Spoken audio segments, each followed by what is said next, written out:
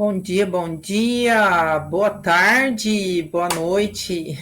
Não importa muito, gente, o horário que você está acessando mais um dia, né? Mais um tema aqui da nossa formação.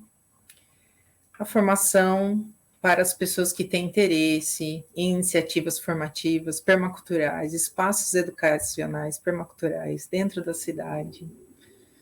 Aqui você está dentro do canal do Centro Permacultural Fazendo, localizado em Foz do Iguaçu. O meu nome é Thaís, eu sou professora de permacultura e estou em Maringá, no oeste do Paraná. E já me perdoa a minha tosse, às vezes, essa tosse seca, porque aqui está sem chover muitos dias, então a gente está ali aqui lidando, né, ó. E vamos que vamos, né? Na hidratação sempre, perdão, para a gente dar continuidade aos nossos estudos a respeito da implantação desse centro, das inspirações que a gente tem, né? Estamos aqui, então, eu, Anne, Fernando, os três mosqueteiros maravilhosos, né? Localizados todos aqui no estado do Paraná. Eu estou em Maringá, a Anne está em Foz do Iguaçu, o Fer está em Londrina. E a gente está aqui movimentando esse centro permacultural que mistura muito das coisas que a gente acha interessante. E é isso que a gente tem apresentado para as pessoas nesses ciclos, né, de temas através desse canal aqui da internet. E aí hoje, pensando, a gente refletindo, né, a respeito dos temas, eu vou trazer para vocês um artigo que a gente vai fazer um estudo guiado, a gente vai ler junto e vai falar a respeito dele. Então ele não é muito grande, mas ele é bem interessante. Eu espero que vocês gostem dessa dinâmica, porque eu adoro esse formato de grupo de estudos, né, que a gente lê junto e a gente discute junto. Então vocês fiquem à vontade aí para mandar mensagem, para falar mandar e-mail, né? Pedir contatos, fiquem à vontade. Vou colocar na descrição aí do vídeo o link, se você quiser ler o artigo quantas vezes você achar necessário e procurar outras informações. Fique à vontade. Então, vamos lá estudar um pouquinho mais. Então, eu vou mostrar aqui para vocês. Ah lá a tela, ó. A inserção. 7 mitos da inserção social do ex-aluno Waldorf. Então, para a gente ver esse tema, né? E esse artigo que é outubro de 2007, considerando que a antroposofia, né, já existe há muito tempo, a pedagogia Waldorf completou 100 anos em 2019, então a gente sabe que é muito importante esse tipo de material, então agradeço as pessoas que produziram com essa inspiração para a gente poder também analisar um pouco isso, né? Muito obrigada aos produtores aí. Então ele começa assim, ó. Este é o primeiro recorte de uma ampla pesquisa desenvolvida pelo casal de pais da Escola Waldorf Rural Steiner de São Paulo. Ou Rudolf Steiner, rural não. Wanda Ribeiro, socióloga, e o Juan Pablo de Jesus Pereira, engenheiro civil e empresário, que pretende investigar e relatar a trajetória de vida de ex-aluno Waldorf. A história que os levaram a ela é bastante interessante. Em 1994, por meio de um ex-sócio com quem havia retomado uma sociedade, Juan Pablo ouviu pela primeira vez em sua vida falar de Rudolf Steiner, de antroposofia e de pedagogia Waldorf. A descrição de algumas características desta última dele um sentimento que já ter conhecido por toda a sua vida, uma paixão à primeira vista. A partir daí, seguiram-se muitas conversas sobre o assunto, leituras, ida às festas juninas e aos bazares nas escolas Waldorf e Rudolf Steiner de São Paulo, EWRS. Então, quando a gente for falar EWRS daqui para frente, vocês já vão saber que é a escola Waldorf e Rudolf Steiner de São Paulo. E Francisco de Assis, o nome das festas, né? Em 1998, a ida do teatro do 8º ano da escola, né, a EWRS, acabou por transformar aquela paixão em sólido amor. Sempre que podia, Juan Pablo falava da pedagogia, nos mais diversos ambientes, em locais de trabalho, com os amigos, parentes, e sistematicamente ouvia as mesmas questões e inquietações. Ah, mas com esse método os formados não vão passar no vestibular, não vão conseguir arrumar um emprego, essa escola só deve formar artista, e muitas outras questões. Ele tinha uma certeza interna de que nenhuma daquelas afirmações tinha fundamento, mas aí ele não tinha como provar isso. E, o caminho de Wanda foi bastante diverso. Foi por meio de Juan Pablo, em 1994, que pela primeira vez ela ouviu falar sobre pedagogia Waldorf.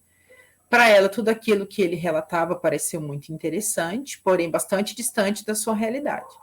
Além disso, foram surgindo algumas dúvidas quanto ao futuro reservado a quem tinha uma formação escolar tão diferente. Ao frequentar as referidas festas juninas, os bazares e finalmente aquela peça do 8º ano juntamente com Juan Pablo, surgiram em Wanda outras questões, agora voltadas para âmbitos mais social-antropológicos, tais como: com que visão de mundo os alunos saem dessa escola? Que pedagogia é essa onde a arte é tão fundamental? O que estarão fazendo agora com os ex-alunos? Que caminho seguiram? Como estudante de ciências sociais na época, veio-lhe a ideia de que essas questões caíram como uma ótima pesquisa. E essa intenção, entretanto, acabou sendo adiada por diversos motivos. Apesar de achar que a pedagogia Waldorf está distante de sua realidade, os caminhos percorridos na busca de uma escola para o ensino fundamental de sua filha fizeram-na olhar de uma forma para a proposta dessa pedagogia. Então, reconhecer os aspectos pelos quais Juan Pablo tanto se empolgara. Eu vou dar uma pausa aqui um pouquinho, que é assim.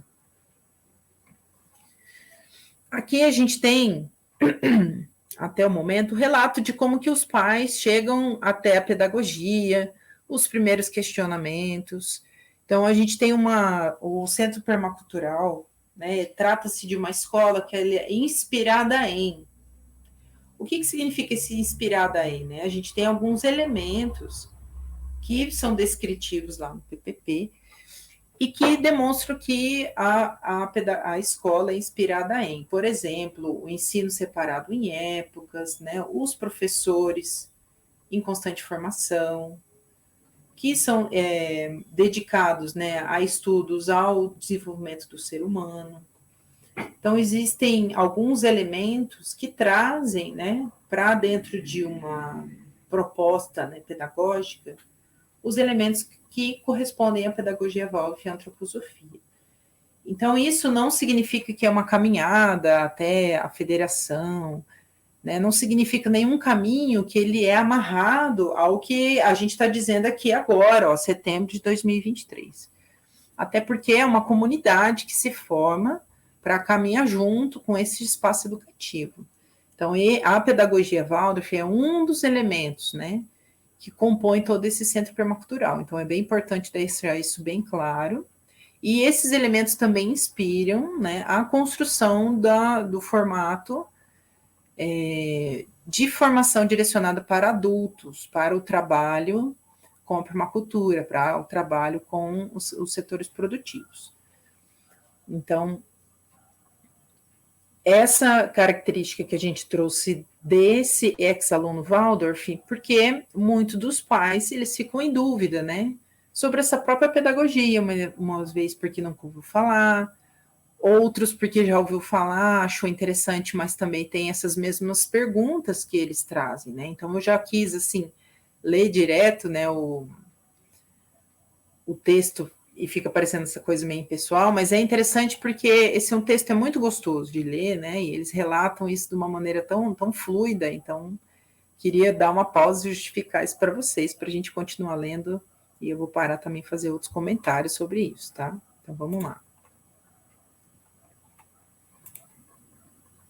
Finalmente, em 2001, 2001 tem 21 anos, isso, 22 anos, ó. O casal finalmente conseguiu colocar a filha, então, com 9 anos, no terceiro ano da escola Waldorf Rudolfstein.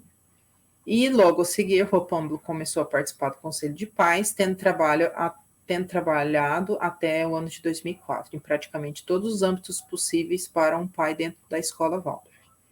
Qual não foi a sua surpresa ao frequentar os âmbitos da escola, perceber que ali também viviam algumas questões e inquietações, não somente em pais novos, o que seria, de certa forma, até normal, mas também muitos pais mais antigos e alguns professores. Isso inquietou fortemente durante um bom tempo, culminando com a resolução de que deveria fazer algo a respeito. Percebeu então que o caminho seria fazer uma pesquisa com os ex-alunos, e ao comunicar isso a Wanda, descobriu que era uma ideia que há tempos fazia parte de seus planos. Decidiram então que a socióloga de formação, Wanda, faria o uso de seus conhecimentos para elaborar e executar uma pesquisa que se iniciou no segundo semestre de 2003, 20 anos atrás. Ó. A investigação foi realizada juntos aos ex-alunos, que são atores do processo, e por isso os únicos que podem responder com bases reais, entre aspas, né, aquelas dúvidas. Os resultados trouxeram argumentos para suas certezas, frente à pedagogia Waldorf, e a vontade de compartilhá-la. Os números não podem expressar a essência do que encontramos nesse caminho e de todos os âmbitos que a pedagogia Waldorf é capaz de atingir, mas podem dar um aspecto concreto aos resultados, dizem os pesquisadores. Então, nesse item, a gente vai falar sobre a metodologia. O campo de investigação escolhido foi a EWRS. Primeiro, porque é preciso localizar uma pesquisa no tempo e no espaço, e segundo, porque ela tem um universo de ex-alunos suficiente para constituir uma base confiável para uma amostra estatística. E terceiro, por ela ser pioneira no Brasil, tendo diversas gerações de alunos egressos, o que nos dá uma visão mais ampla dos aspectos tratados nesse estudo. Aí o segundo ponto sobre a metodologia, no qual foram entrevistados 135 ex-alunos, mas para esse primeiro recorte, trabalhou-se apenas com aqueles que efetivamente concluíram o ensino médio naquela escola. Assim, temos 108 ex-alunos formados entre 1975 e 2002. Estes anos foram escolhidos porque em 1975 foi o ano de formação da primeira turma do colegial da escola, e o ano de 2002 foi escolhido como limite porque era preciso estabelecer um período que significasse um certo tempo de separação da escola para analisar a atuação no mundo. Então, se você for fazer as contas ali, né, então o recorte foi de 1975 até 2002, então eles pegaram todo esse meião aí, muitos anos. O número 108 ex-alunos representa uma amostra com índice de confiança de 95%, para uma margem de erro de 10%. E nesse período, segundo informações da própria escola, o total de formandos é de 1.345 alunos. Terceiro ponto. A escolha dos entrevistados foi feita ao acaso e teve como fonte três tipos principais de colaboração: a indicação de pessoas fora do âmbito escolar, de que de alguma forma conheciam ex-alunos por terem trabalhado junto com eles, por conhecerem seus pais, ou alguma forma a indicação dos próprios ex-alunos entrevistados. Um sorteio foi realizado pelo grupo de ex-alunos da escola, o GEA, segundo a solicitação dos pesquisadores e participantes da reunião anual promovida pelo GEA, no qual foi possível realizar entrevista com ex-alunos que se apresentaram espontaneamente ali. Foi feito um questionário com perguntas abertas, que são aquelas onde o entrevistado tem maior liberdade para responder e não apenas alternativas para escolher. E este procedimento visava, acima de tudo, trabalhar não só os elementos quantitativos, como também os elementos qualitativos, que poderão ser utilizados em vários outros recortes posteriores, pois se procurou investigar os mais diversos aspectos daquela formação escolar, sempre do ponto de vista sociológico. A pesquisa não compara a pedagogia Waldorf com outros sistemas pedagógicos, nem a EWRS, né, com outras escolas Waldorf. Ela ressalta as características que tornam a pedagogia Waldorf diferente, vou colocar entre aspas o diferente, tá? E se ela relaciona 7 mitos que essa diferença, entre aspas, também suscita tanto no Brasil como no exterior. Obviamente, existem outros mitos que não foram investigados. Então, assim, vamos voltar aqui. Então, assim, deixa eu até tomar uma água aqui antes de falar disso. Uma coisa que é muito importante é assim, a gente vem de uma educação que a gente precisa ter controle sobre absolutamente tudo, inclusive os filhos. Nem falo os nossos filhos, porque eu não tenho filhos, mas assim, trabalhei a vida inteira com famílias, com crianças, com os pais, com adultos, com educação. E a educação tem muito essa perspectiva de controle, diferente da proposta da pedagogia Waldorf, que tem a arte como base, a ciência como base,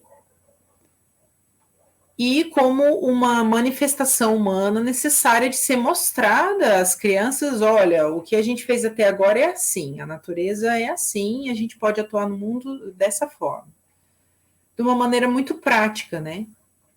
Que é muito diferente de uma perspectiva onde os alunos precisam participar de uma prova de vestibular, que eles precisam, a própria prova do Enem, que tem lá 90 questões, né, para responder, e aí eles testam outros tipos de conhecimento e outros tipos de habilidade e resistências do candidato, e que muitas vezes não, a gente sabe que leva em consideração 100% as características cognitivas e intelectuais da mente, né, e não as em outras áreas, em outros âmbitos potentes do ser humano. Então, existe essa dúvida, porque é o que é posto pelo sistema como uma coisa bem sucedida. Claro que isso tem se mostrado cada vez mais, né? Muitas pessoas têm mudado essa perspectiva de vida e também construído caminhos interessantes, formativos, né? Onde outras características da vida estão presentes. Para dar um exemplo, né? O meu exemplo, por exemplo, eu trabalhei muito tempo como professora na rede particular, depois trabalhei muito tempo como professora na rede associativa, vamos dizer assim, coletiva. Não deixo de trabalhar dessa maneira em educação e coletivos associativos. Porém, agora, nesse momento, tem empreendimentos, alguns com produtos físicos, outros com produtos digitais. Então, a gente vê essa transformação de uma geração para outra muito rápido. Outro exemplo, para a gente voltar para o texto. A questão do celular. Eu trabalhei numa escola em 2016, não fazem 10 anos, que era o primeiro ano da implantação do material didático digital, então chamando o MDD, tá? Que era essa questão da modernidade, onde as pessoas vão estar mais preparadas, mercado de trabalho, blá, blá, blá, e que a gente teve que colocar celular, tablet, né, notebook, netbook nas salas de aula para que isso fosse considerado uma educação efetiva. Hoje, os países mais desenvolvidos, né, que isso vai acontecer muito rápido, o poder de tomada de decisão desses países e a democracia e tudo que em respeito ao ser humano, em respeito às grandes transformações que têm acontecido, essas coisas acontecem muito mais rápido que no Brasil, que é tudo muito, né, moroso.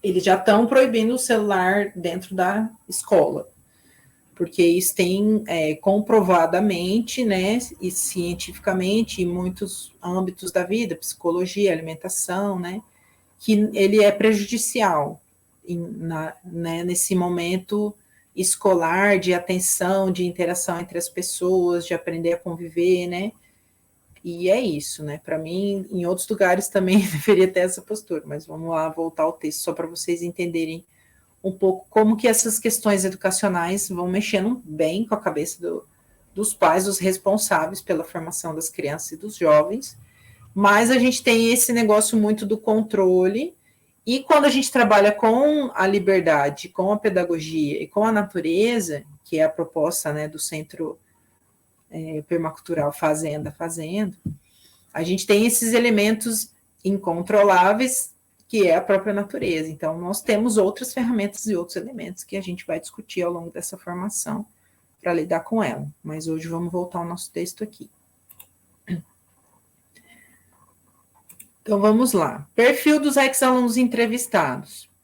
42% do sexo masculino, 58% do sexo feminino, 58% dos entrevistados entraram na escola no jardim de infância, 21% ingressaram entre o primeiro e o quarto ano, 15% vieram para a escola entre o quinto e o oitavo ano e 6% tornaram-se alunos do ensino médio. Os 7 mitos e um resumo dos resultados obtidos. Número 1. Os ex-alunos têm muita dificuldade em passar no vestibular. Esse é o primeiro mito, né? Então, vamos lá. 100% dos que se prestaram vestibular passaram, sendo que 91% na primeira tentativa. Segundo mito. Só passa em vestibular de faculdades de segunda expressão. 68% entraram em faculdades de primeira expressão, segundo a classificação do provão do MEC. Terceiro mito, não tem capacidade para cursar uma faculdade. 92% completaram com êxito o ensino superior. Quarto, a pedagogia Waldorf só forma artistas. Apenas 12% formaram-se em carreiras artísticas. No quinto mito, a pedagogia Waldorf não prepara para o mercado de trabalho. 99% estão atuando no mercado de trabalho. Sexto mito, a pedagogia Waldorf não prepara para o mundo da competição profissional. 84% não se sentem prejudicados. Sétimo mito, a pedagogia Waldorf é uma doutrinação religiosa. 100% não perceberam nenhum tipo de doutrinação religiosa. Então, quem fez a pesquisa, né, para quem quiser entrar em contato, eles colocaram aqui, deixaram disponíveis. Ó, é Wanda Ribeiro, ela é cientista social, formada pela Universidade de São Paulo em 2001. Também se graduou em licenciatura em Ciências Sociais em 2003 e fez o curso de formação de professores Waldorf em 2003 a 2006. E é mãe Waldorf, né? E o Juan Pablo é engenheiro civil pela Escola Politécnica de São Paulo, fez curso de professores também no mesmo ano que a Wanda, né? E é pai também desde aí. E a Renata é o casal, é uma filha do casal que desde 2001, na época, né, que o texto foi escrito, ela estava na nona série, e ó, a última versão foi em 2011, né? Então a gente pode ir atrás da Renata, né, para poder saber. Então, minha gente, é basicamente isso. Então, para você que se interessa por esse tipo de discussão, por esse tipo de perspectiva criativa, de onde a gente conhece algumas ferramentas para poder trabalhar com a natureza, para sermos produtores, né? E você tem interesse nesse tipo de estudo, de centro de espaços, construção de centros de referência, onde isso é estudado, né? Onde tem os livros, onde tem as ferramentas para poder trabalhar com a terra, para poder trabalhar com a água, né? Com uma composteira, com aspectos, né, que são direcionados para o cuidado para essas crianças até o quinto ano. Então, e também as crianças adultas, né, que vão fazer toda essa parte da sustentabilidade financeira e de toda essa outra formação produtiva, né, que direcionado para os adultos. Então, continue acompanhando os temas que a gente vai trazendo para cá. Então, meu nome é Thaís, falando aqui de novo, eu estou em Maringá, no oeste do Paraná, e você pode ficar à vontade, né, em entrar em contato comigo pelos e-mails aí que eu deixo na descrição do vídeo. E também, se quiser voltar e saber um pouco mais sobre a própria Sociedade Antroposófica Brasileira, né, a própria antroposofia, o que é isso, né, Rudolf Steiner, quem é esse senhor, né, e também procurar outras informações sobre pessoas que estão estudando sobre isso no Brasil. É um movimento, é o maior movimento educacional independente do mundo, né? Então, eu sou educadora Waldorf, terminei meu seminário também. Hoje em dia não atuo em escolas Waldorf que são federadas, mas continuo estudando, usando todo o material, toda a biblioteca que eu reuni, né, nos anos estudando isso, e que me ajuda, me fortalece muito nessa construção de metodologia de ensino para adultos, que é isso que eu trabalho hoje em dia, né, que também é muito necessário, porque a gente precisa aprender a trabalhar com a terra e usar a energia solar a nosso favor e cuidar da nossa casa e todas as coisas que eu, Thaís, gosto de falar. Tá bom? Muito obrigado por me ouvir. Tchau, tchau. E até o próximo tema.